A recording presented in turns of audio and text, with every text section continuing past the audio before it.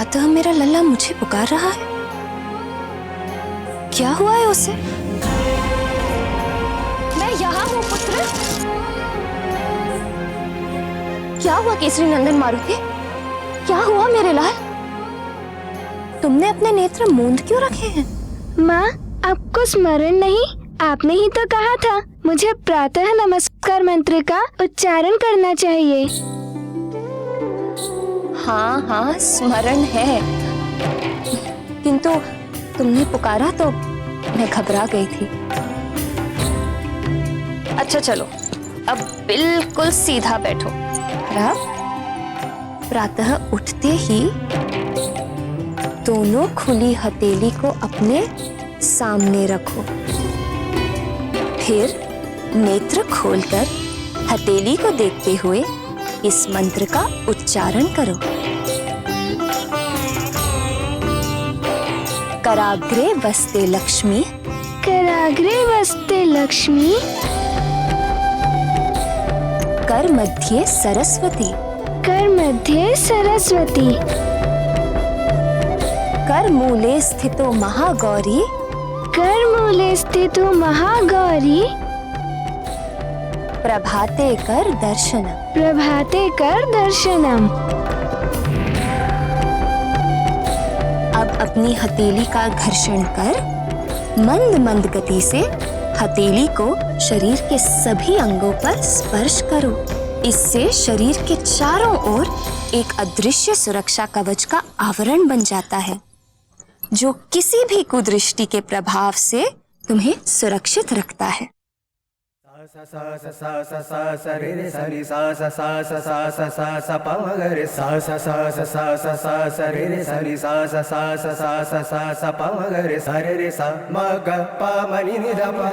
अरे रे नहीं नहीं, ऐसे नहीं। भूमि पर पांव रखने से पूर्व मंत्र उच्चारण करना चाहिए। तत्पश्चात भूदेवी को नमस्कार कर उनसे अवश्य क्षमा मांग लेनी चाहिए। मैं अभ्यास कराती हूँ। भूदेवी से क्षमा मांगने का मंत्र है समुद्र वसने देवी पर्वत स्थन मंडिते विष्णु पत्नी नमस्तुभ्यम पाद स्पर्शे क्षमस्व में। समुद्र वसने देवी पर्वत स्थन मंडितम विष्णु पत्नी नमस्तुभ्यम पाद स्पर्शं क्षमस्व में।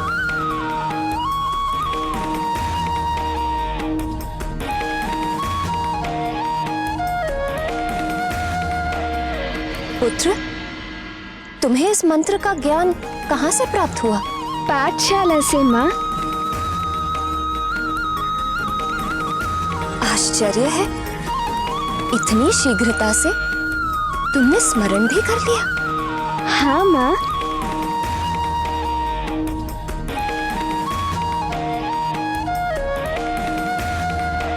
बाल्यावस्था में जीव का चरित्र गीली मिट्टी के समान होता है,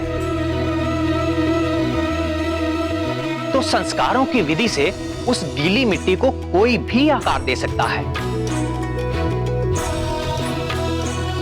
उचित समय पर उचित मात्रा में संस्कारों के जल से सींचा पौधा छाया से भरपूर वृक्ष बनकर अपनी और समाज की उन्नति के लिए सहायक हो सकता है। नहीं तो वही पौधा दुर्बल बेल बनकर समाज के लिए सदा एक समस्या या बोझ बनकर ही जीता है। वो संस्कार ही थे जो वाली का मन उसी दुर्बल बेल के जैसा था। हाँ, वाली और सुग्रीव में यही तो अंतर था।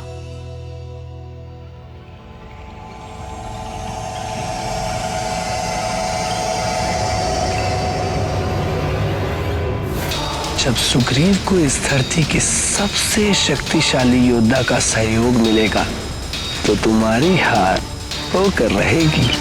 तुमसे भी शक्तिशाली योद्धा शीघ्र ही जन्म लेने वाला है। सुमेरु के शासक वानर राज केसरी का होने वाला पुत्र। महर्षि नारद जी की बात कहीं सत्य ना हो जाए। सुग्रीव का मेरे प्रति बदलता व्यवहार कुछ ठीक नहीं लगता।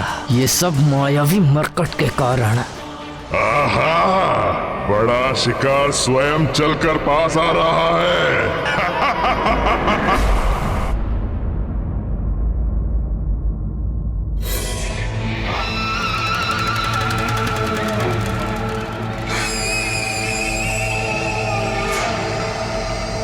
उस मरकट के विषय में सोचते सोचते ये कहाँ आ गया हूं मैं?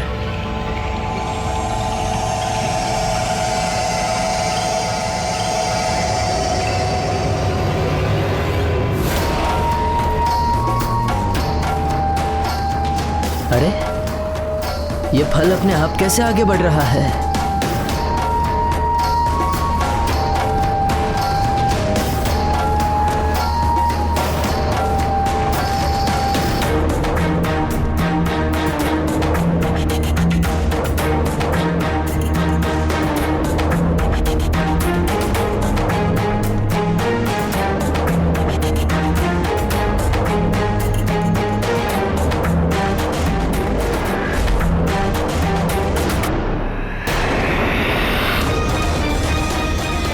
बचो भैया। तुम यहाँ क्या कर रहे हो?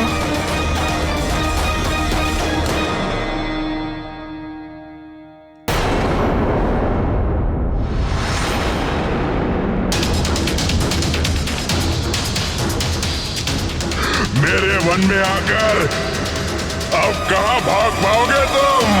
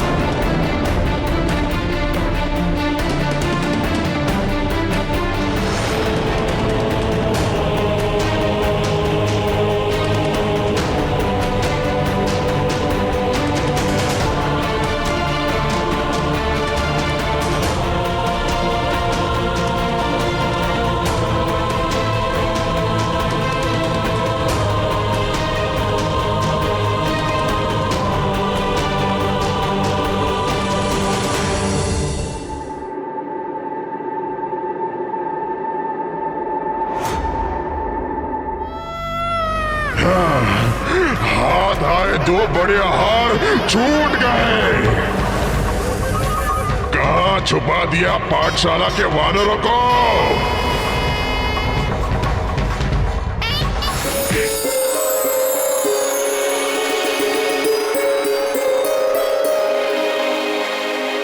प्रणाम महाराज।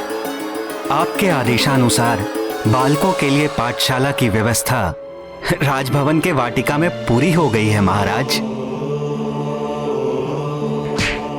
ये सभी बालक हमारे राज्य के लिए बहुमूल्य हैं,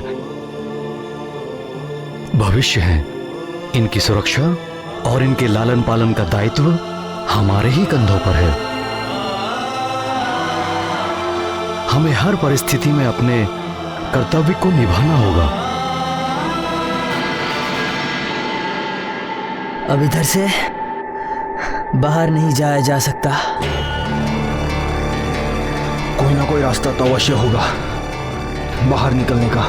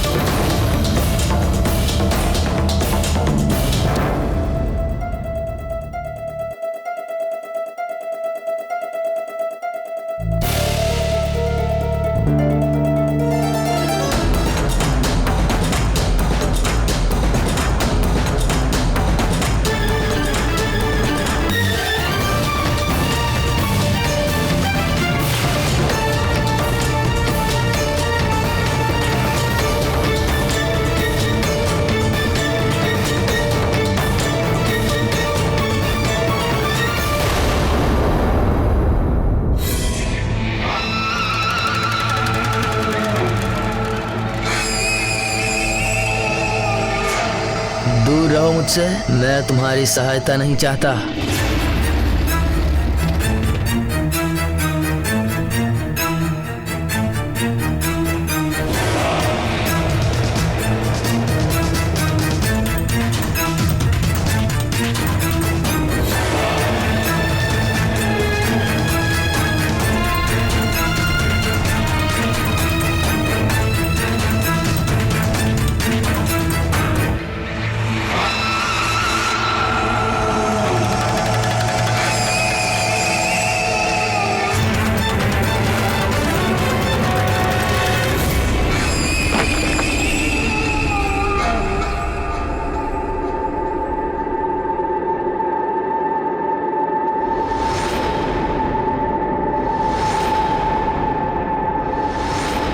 अरे, ये तो हम सुमेरु राज्य की सीमा में आ गए।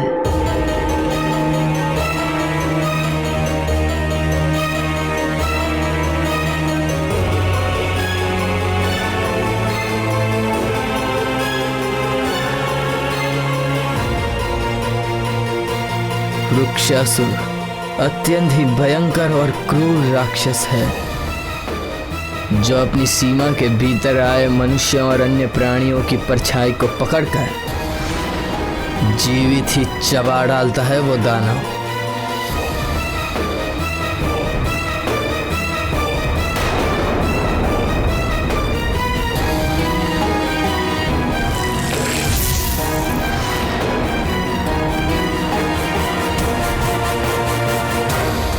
हम शमशादन वन की सीमा में कैसे आ गए भैया? मरकट, ये सब उस मायावी मरकट के कारण ही तो हो रहा है।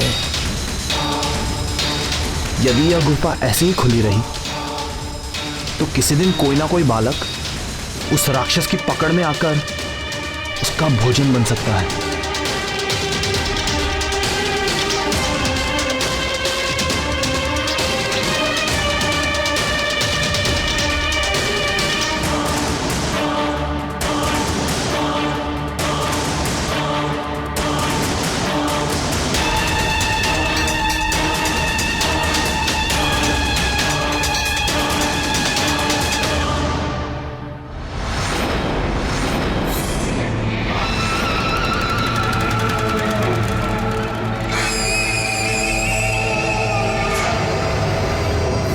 वाह सुग्रीव, तुमने अनजाने में सही एक सुझाव दिया है।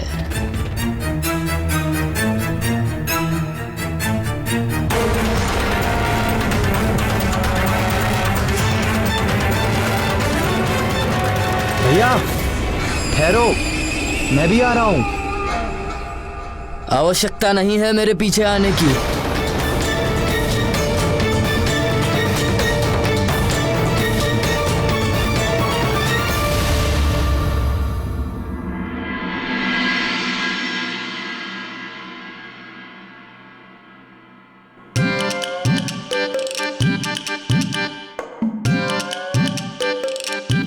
अब देखना, माँ मारुति के नेत्र में अंजन लगाएंगी।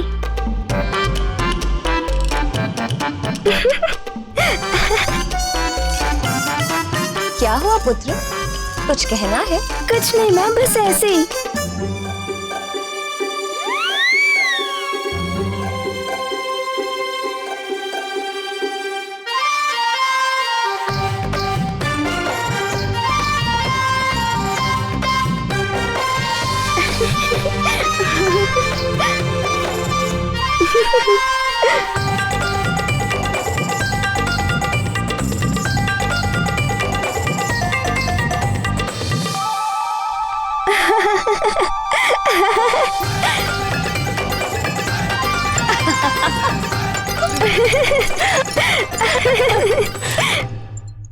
माँ, नेत्रों पे अंजन क्यों लगाते हैं? अंजन लगाते हैं क्योंकि इससे नेत्र स्वच्छ हो जाते हैं और दृष्टि तीव्र हो जाती है। मेरे लाल की दृष्टि की तीव्रता बनी रहे, इसीलिए माँ प्रतिदिन तुम्हें अंजन लगाती है।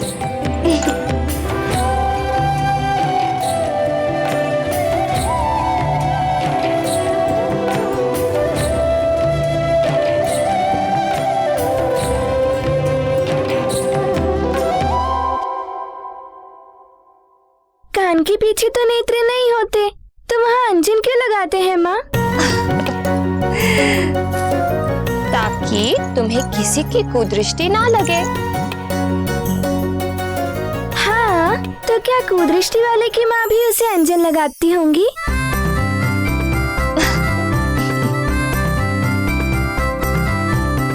माँ, आप मारुति को तभी अंजन लगाया करोगी जब मारुति बड़ा हो जाएगा।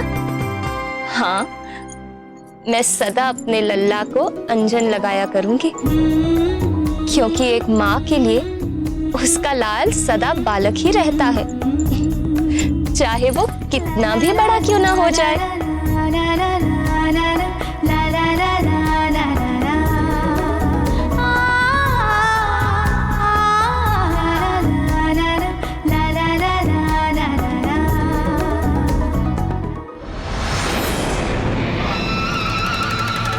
वाह नील, वाह नील, वाह।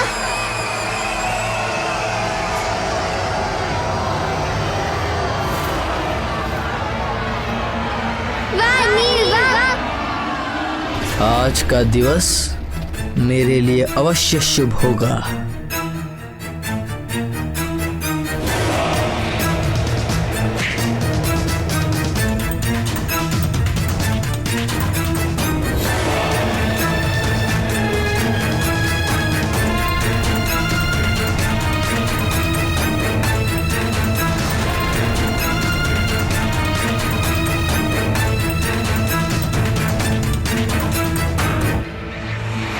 मायावी मरकट, तुम्हारी मायावी लीला समाप्त करने के लिए वृक्षासुर के पास पहुंचाना ही मेरा अंतिम लक्ष्य है। आज मैं महानतम कोई ना कोई उपाय अवश्य ढूंढ निकालूंगा।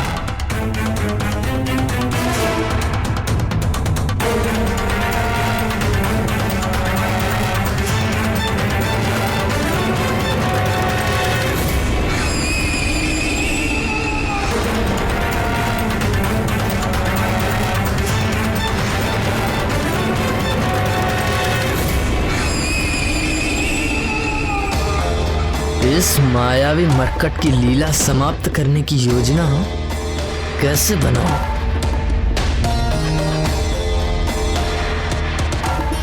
वाह नील, वाह। वाह, क्या पछाड़ मारा है! ऐसा बल प्रदर्शन देखने का अपना ही आनंद है।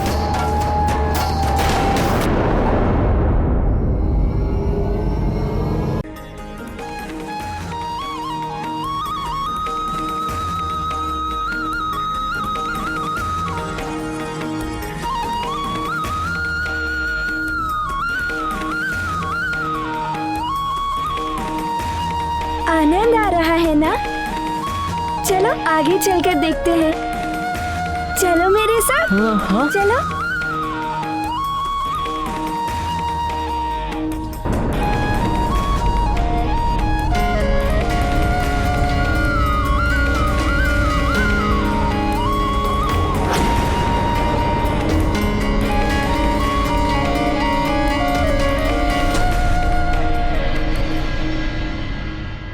आगे क्यों नहीं आ रहे हो? तुम्हें भय तो नहीं लग रहा ना? वो नहीं, मुझे नहीं आना तुम्हारे साथ। अरे भय का तो कोई प्रश्न ही नहीं है। चलो मेरे साथ, बहुत आनंद आएगा।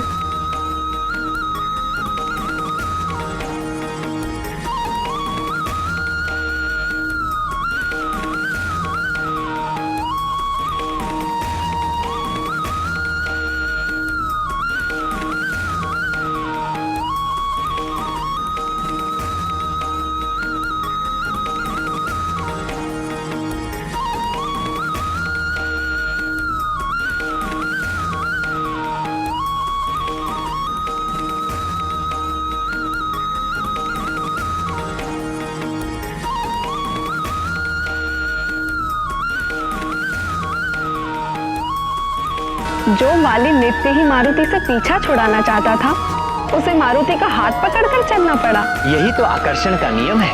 हमारे विचार के कारण ही तो दूसरे मनुष्य हमारी ओर आकर्षित होते हैं। वाली दुष्ट विचार से ही सही, पर हर पल मारुति को याद तो कर ही रहा था। इसलिए वाली को मारुति का ही साथ मिलना था। वाह नील वाह, वाह नील वाह।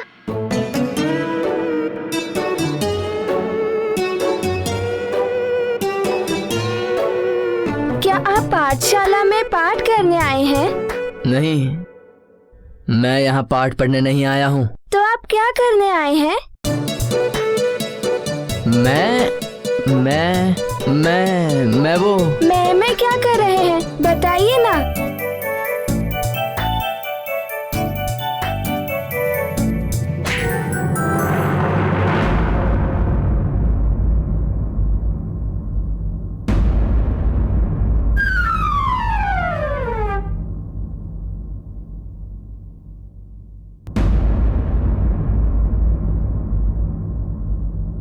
क्या तुम एक ही हो? तुम मेरी पटकनी सह सकते हो, और मुझे लगता है यहाँ पर सिर्फ तुम ही हो जो सबको पटकनी दे सकते हो, और यहाँ पर किसी में दम ही नहीं है।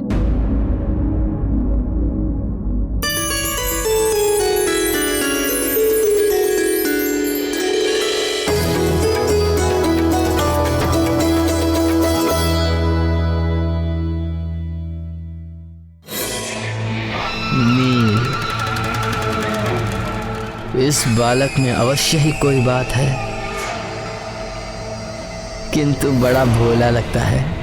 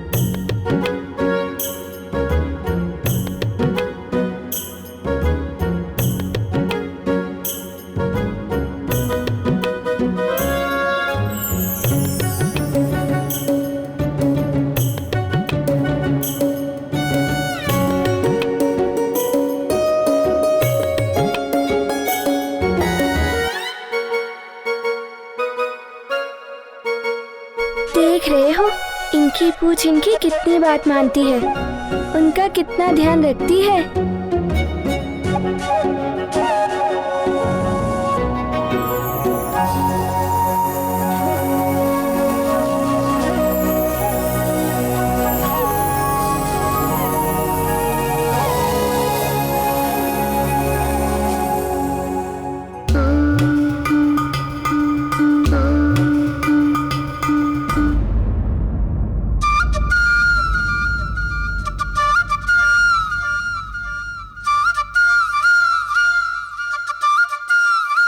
आप पाठशाला क्यों नहीं गए? पाठशाला नहीं जाता। पाठशाला क्यों नहीं जाते?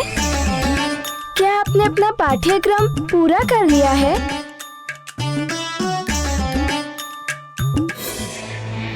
यही उचित अवसर है, क्यों ना अभी ही इसे वृक्षासुर तक पहुंचा दूं। हाथ तो इसने मेरा पकड़ ही रखा है।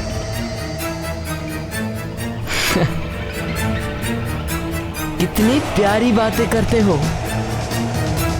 चलो भ्रमण करके आते हैं। हाँ चलिए।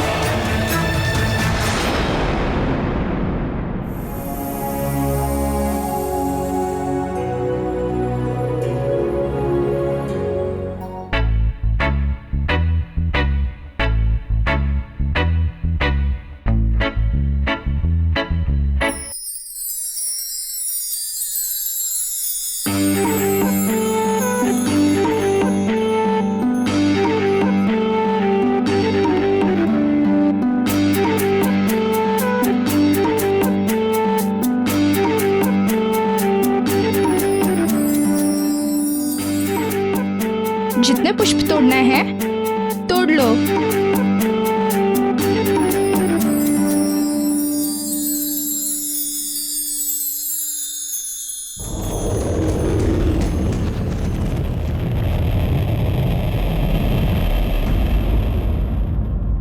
आप इतने बड़े हैं, परंतु आपको पता नहीं कि भूदेवी को प्रणाम करते हैं, उन पर थूकते नहीं।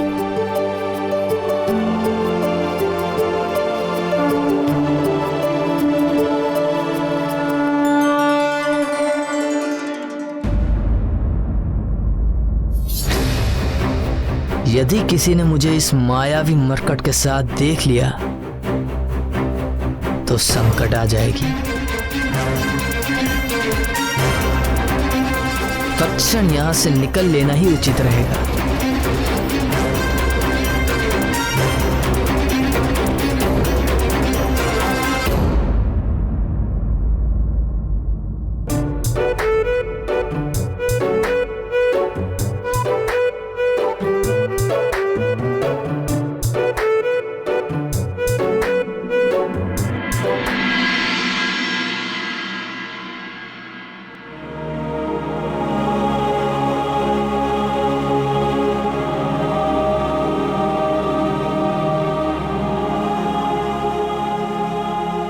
ये यहाँ क्या कर रहा है?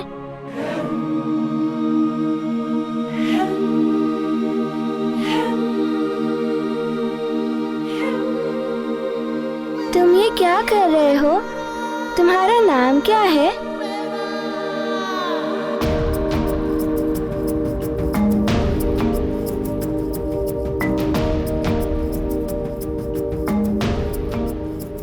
मैं नल हूँ। मैंने इस शिला पे अपनी मनोकामनाएं लिखी हैं, जिसे मैं ईश्वर के पास भेज रहा हूँ। समझ गए? पर तुम्हारा नाम क्या है? मेरा नाम मारुति है। किंतु तुम ये बताओ कि इस शिला पर अपने मनोकामना लिखकर इस पानी में बहाने से क्या होता है? इससे हमारी मनोकामनाएं अवश्य पूर्ण होती है। किंतु ये शिला ईश्वर तक पहुँचती कैसे है? ये भी नहीं जानते? बड़े भोले हो तुम। ये शिला झील से तैरते हुए नदी में जा मिलेगी और फिर नदी से सागर में।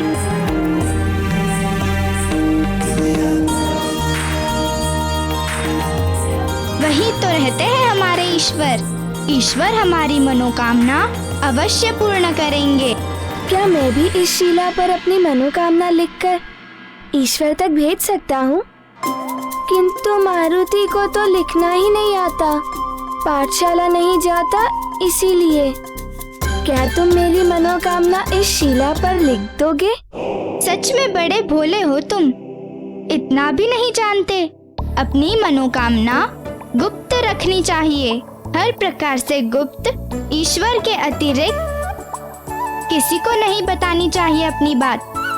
तब जाकर ईश्वर हमारी मनोकामना पूरी कर देते हैं। अब क्या करूं? इस नल को तो बहुत ज्ञान है। अपनी पूंछ की समस्या का समाधान इसी से पूछता हूँ। किस सोच में पड़ गए हो मित्र? मित्र? मित्र किसे कहते हैं? ये तो बताओ। इतना भी नहीं जानते? मित्र यानी सखा। सखा वही होते हैं जो तुम्हारे दुख सुख में साथ निभाते हैं, छोटी बड़ी हर बात आपस में बांटते हैं और कभी साथ न छोड़ने का प्रण भी निभाते हैं। समझ गए? अब बताओ, किस सोच में पड़ गए थे मित्र?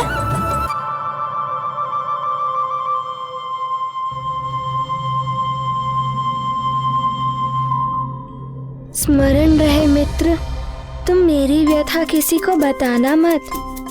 नहीं मित्र। तुम बताओगे तो नहीं ना? नहीं मित्र। मेरी पूंछ मेरी बात नहीं मानती। बस इतनी छोटी सी बात। दूध पिलाते हो अपनी पूंछ को? ये कैसे संभव है? पूंछ दूध कैसे पी सकती है? मुझे पुनः अपनी बात दोहरानी पड़ेगी। तुम इतनी छोटी सी बात नहीं समझते। अपनी पूंछ को शक्तिशाली बनाने के लिए हमें ही दूध पीना पड़ता है। तुम जितना दूध पियोगे उतनी ही तुम्हारी पूंछ शक्तिशाली बनेगी, समझ गए? पहले दूध,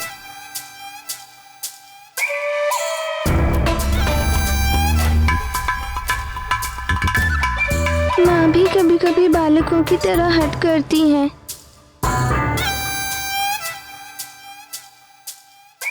अरे रे, पूरा पियो। अब पुनः किस सोच में पड़ गए मित्र? मित्र, दूध। मैं दूध पीने जा रहा हूँ। मिलने अवश्य आना। हाँ, अवश्य आऊंगा मिलने। मिलने तो मैं महानतम आऊंगा, और उसके बाद कोई तुमसे नहीं मिल पाएगा।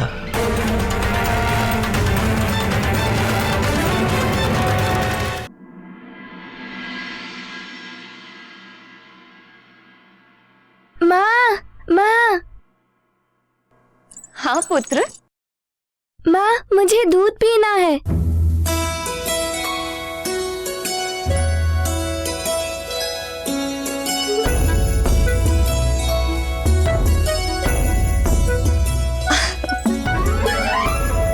युवराज के लिए दूध ले आओ।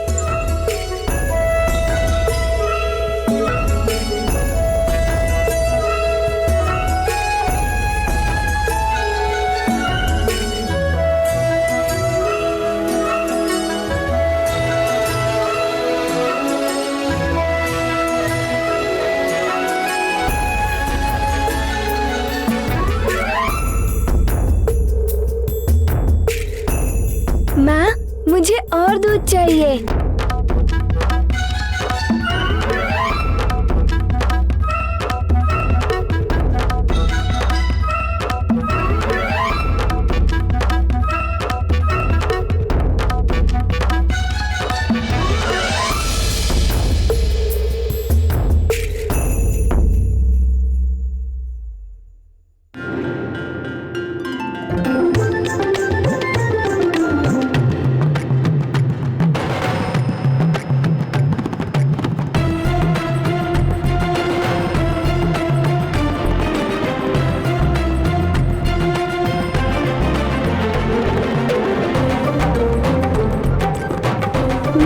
और दूध चाहिए।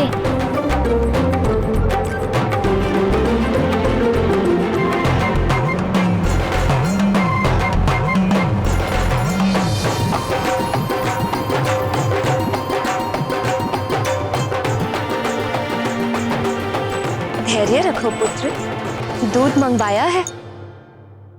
यह तो बड़ा ही शुभ समाचार है। मेरे लाल को दूध प्रिय लग रहा है। हाँ माँ।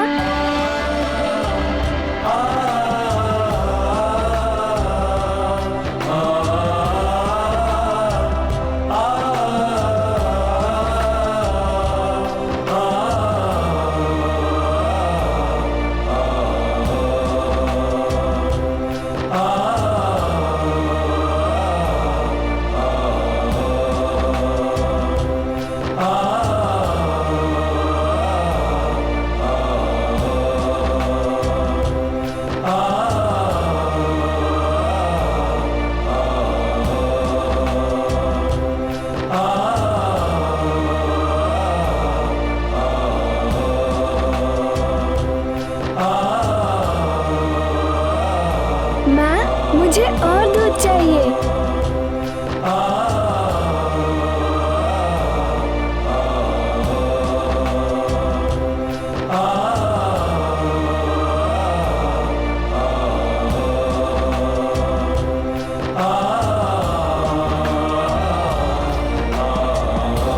माँ, इस बार कुछ अधिक दूध लेकर आना ना।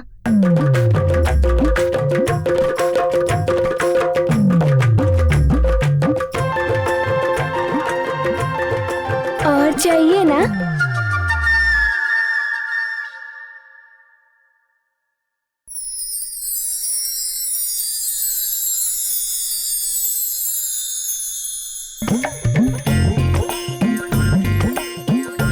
माँ, और चाहिए।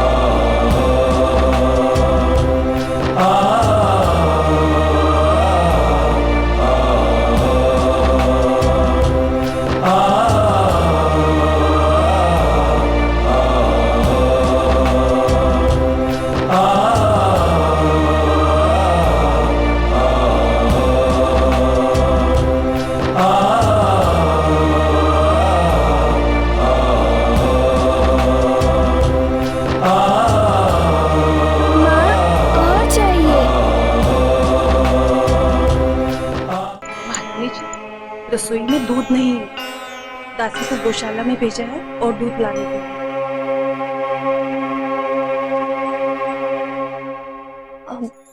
मारुति पुत्र, धैर्य रखो, गौशाला से दूध मंगवाया है।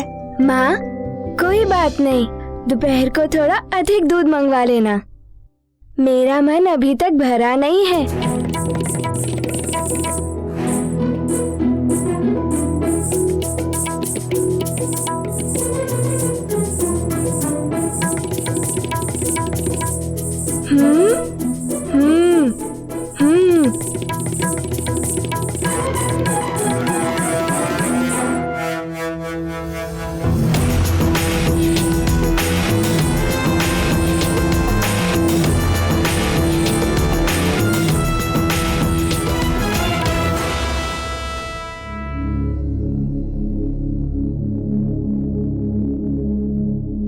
मैं अपनी पूंछ को दूध पिलाकर आया हूँ। तो अब विलंब किस बात का? परीक्षा कर लेनी चाहिए।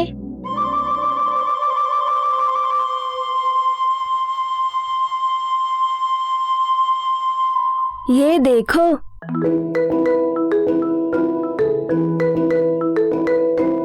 चलो अब जाओ जाओ। अब क्या, मैंने तुम्हारे हिस्से का दूध भी पी लिया है। चलो अब जाओ, उस आम के पेड़ से मेरे लिए एक आम तोड़ कर लाओ। जाओ।